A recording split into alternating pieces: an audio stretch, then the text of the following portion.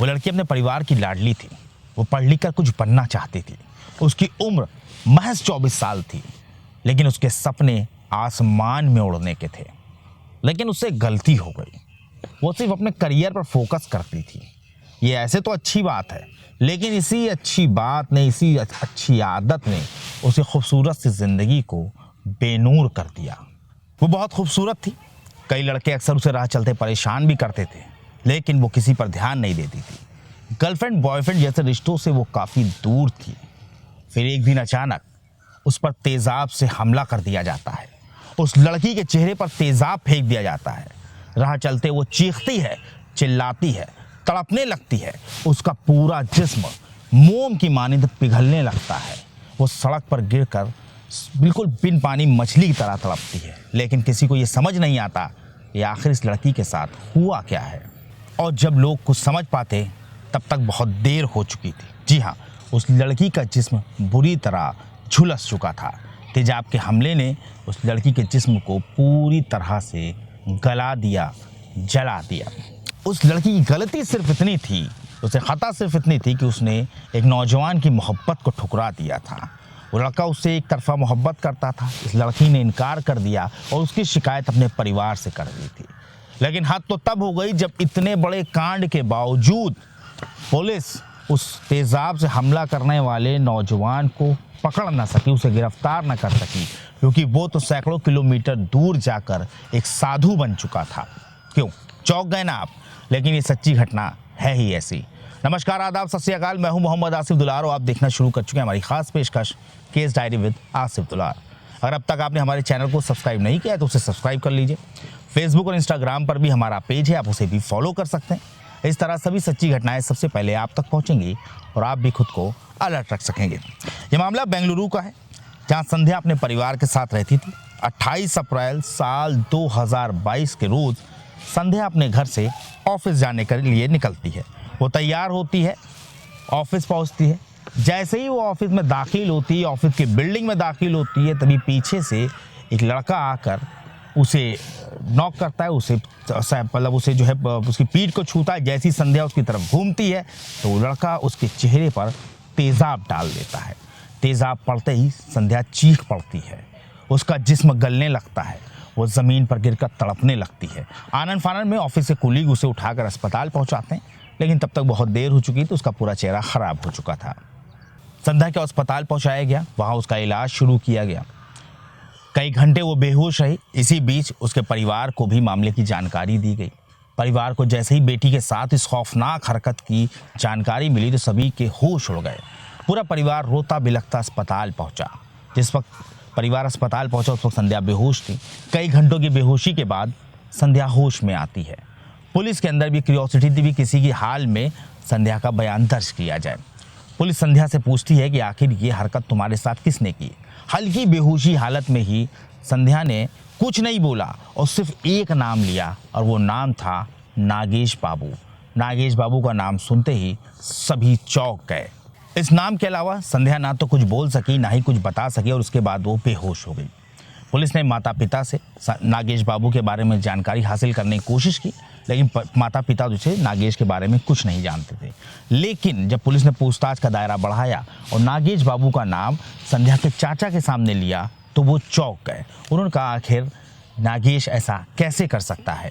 नागेश बाबू का नाम सुनते ही वो जिस तरह चौंके, जिस तरह हैरान हुए, पुलिस के लिए भी वो बात काफ़ी हैरानी वाली थी। लेकिन पुलिस को ये समझ में आ गया कि चाचा कुछ ना कुछ जानते ज़रूर हैं। लिहाजा पुलिस ने एक लंबी चौड़ी सवालों की लिस्ट संध्या के चाचा के सामने रख दी। काफ़ी देर की पूछताछ के बाद संध्या के चाचा ने बताया कि नागेश बाबू नाम का वो लड़का उनके घर में किराए पर रहता था। नागेश बाबू की उम्र 27 साल है। चाचा ने बताया कि ये पिछले कई दिनों से संध्या को परेशान कर रहा था, जिसके बारे में संध्या ने उनसे बताया था। संध्या ने अपने चाचा से कहा था कि नागेश जो है उसे अक्सर रास्ते में रोकता है और उसे शादी के लिए प्रपोज कर रहा है, लेकिन संध्या उससे ना तो प्यार करती है और ना ही शादी करना चाहती है। नागेश बेंगलुरु में ही एक कपड़े की फैक्ट्री चलाता था और उसके चाचा के घर में किराए पर रहता था। लिहाजा संध्या के कहने पर चाचा ने नागेश को बहुत ज़्यादा फटकारा था और उससे घर भी खाली करा लिया था। अब पुलिस के सामने सारा मामला शीशे की तरह साफ हो चुका था। पुलिस को समझ में आ गया था कि ये पूरा कांड एक तरफा मोहब्बत में अंजाम दिया गया है। लिहाजा पुलिस ने जिस जगह मौका वारदात के सभी सीसीटीवी फुटेज को खंगाला, जिसमें ये बात पुख्ता हो गई कि हाँ ये वारदात हुई और नागेश की पहचान भी कर ली गई। लेकिन अब पुलिस के सामने सबसे बड़ी चुनौती ये थी कि वो नागेश को गिरफ्तार करे। पुलिस ने नागेश की गिरफ्तारी के लिए छापेमारी शुरू करी। संध्या के चाचा की मदद से नागेश की फैक्ट्री पर भी छापा मारा गया, लेकिन वहाँ ताला लगा हुआ था। आसपास पता करने पर यह जानकारी मिली कि नागेश कई दिनों पहले अपनी कपड़े की फैक्ट्री को बेचकर कहीं चला गया है। पुलिस के पास नागेश की तस्वीर थी और नागेश की पूरी जानकारी भी थी, लेकिन पुलिस उसे गिरफ्तार नहीं कर पा रही थी। नागेश का कोई सुराग ही नहीं मिल रहा था। पुलिस को समझ नहीं आ रहा था कि आखिर नागेश को आसमान खा गया या ज़मीन निगल गई। आखिर नागेश गया कहाँ? नागेश अब पुलिस के लिए दांत में खाज सा साबित हो रहा था। जो ना तो ठीक हो रहा था, खुजली अलग से कर रहा था, जिससे पुलिस बहुत ज़्यादा इरिटेट और परेशान भी हो रही थी। इसी बीच पुलिस ने नागेश के परिवार को उठा लिया, लेकिन काफ़ी लंबी पूछताछ के बावजूद नागेश की कोई पुख्ता जानकारी नहीं मिल सकी, क्योंकि नागेश ने पिछले काफ़ी अरसे से अपने परिवार से कोई कांटेक्ट नहीं किया था। और इसी के साथ पुलिस की कार्रवाई पर भी अब तमाम सवाल भी उठने लगे थे। धीरे धीरे वक्त गुजर रहा था। 4 मई साल 2022 के रोज़ नागेश की गिरफ्तारी के लिए, उसकी तलाश के लिए उसकी तस्वीरों को जारी किया जाता है। जिस वक्त नागेश की तस्वीरों को जारी किया गया, उस वक्त पुलिस ने एक दिमाग वाला काम किया। दरअसल पुलिस ने जो नागेश की तस्वीरें जारी की, उसे 4 अलग अलग हुलियों में जारी किया था। मसलन नागेश, एक तस्वीर में नागेश के दाढ़ी थी, दूसरी तस्वीर में नागेश पूरी तरह से गंजा था, तीसरी तस्वीर में नागेश के सिर्फ मूछें थीं और चौथे में वो क्लीन शेव था। यानी नागेश जिस किसी भी हुलिये में हो, उसे पहचानना आसान हो और लोग उसे आसानी से पहचान सके और पुलिस को जानकारी दे सके। तस्वीरें जारी किए हुए 10 दिन का वक्त गुजर चुका था, लेकिन पुलिस के हाथ खाली के खाली थे। धीरे धीरे वक्त गुजरा, 15 दिन हो गए, लेकिन 15वें दिन पुलिस को एक सुराग मिलता है। दरअसल बेंगलुरु से करीब सैकड़ों किलोमीटर दूर तमिलनाडु के तिरुवन्नामलाई जिले के एक थाने में एक शख्स पहुंचता है। ये बात 13 मई साल 2022 के दिन की है।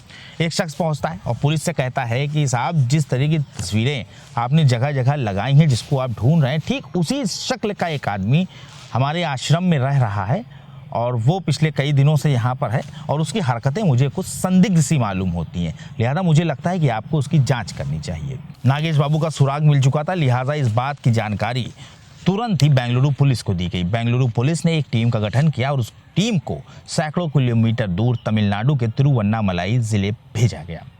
वो टीम जब वहाँ पहुँचती है तो कई हिस्सों में बढ़ जाती है, जिसमें से 2 पुलिसकर्मी, जो सबसे टैलेंटेड पुलिसकर्मी थे, वो 2 आश्रम के लिए रवाना होते हैं। वो आश्रम पहुँचते हैं, श्रद्धालु बनकर वो पहुँचे थे और सभी संतों का वो दर्शन करते हैं। लेकिन उन्हें ऐसा कोई शख्स नहीं दिखता जो जिस पर वो शक कर सके ये नागेश बाबू हो सकता है। काफ़ी देर तक वो सभी के दर्शन करते रहे और वो तलाश भी कर रहे थे। काफ़ी देर जब गुजर गई तो उसके बाद वो जो थे आश्रम के मैनेजमेंट से मिलने पहुँचे। जब वो मैनेजमेंट से मिलने पहुँचे, मैनेजमेंट के जो लोग थे उनसे जब मिलने पहुँचे, तो वहाँ पर उन्हें एक शख्स दिखाई देता है।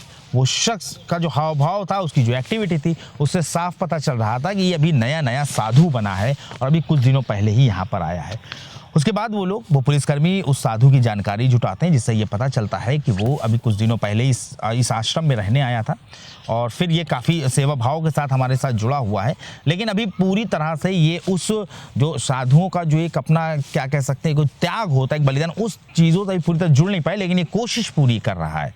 बस यहीं से पुलिस वालों के जहन में शक का बीज पड़ जाता है और पुलिस वाले फिर उसको नोटिस करना शुरू करते हैं। और जब बहुत गौर से देखते हैं, उसकी तस्वीर से उसके चेहरे को मिलाया जाता है, तो पुलिस को भी ये बात पुख्ता हो जाती है कि ये साधु कोई आम इंसान नहीं, बल्कि बेंगलुरु से फरार हुआ नागेश बाबू ही है। नागेश बाबू की पहचान हो चुकी थी, लिहाजा पुलिस टीम ने नागेश को संत की शक्ल में ही आश्रम से उठा लिया और एक पुलिस टीम बेंगलुरु के लिए रवाना होती है। नागेश ये समझ चुका था कि पुलिस अब उसके राज को फाश कर देगी और अब पुलिस उसकी बाकी की ज़िंदगी को जेल में ही सड़ा देगी। लिहाजा नागेश जब केंगरी इलाके के पास पुलिस टीम पहुंचती है तो नागेश गाड़ी से कूदकर फरार हो जाता है। जब वो जंगल में भागता है तो उसके पीछे पुलिस टीम भी उसे दौड़ा लेती है। पुलिस उसे रुकने के लिए कहती है, लेकिन नागेश रुकता ही नहीं। लिहाजा मजबूर होकर पुलिस टीम नागेश पर फायर झोंक देती है। पुलिस की बंदूक से असलहे से निकला लोहा सीधे नागेश की टांग में जा घुसता है और नागेश मौके पर ही गिर जाता है।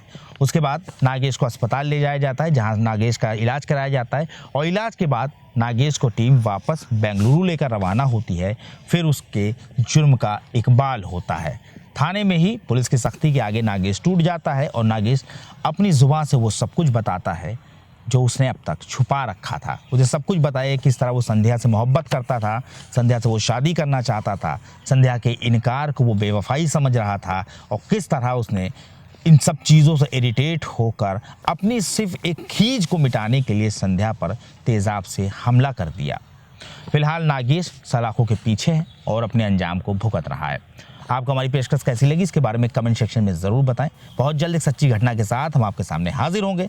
तब तक के लिए हमारी पूरी टीम को इजाज़त दीजिए और अपना ख्याल रखिए।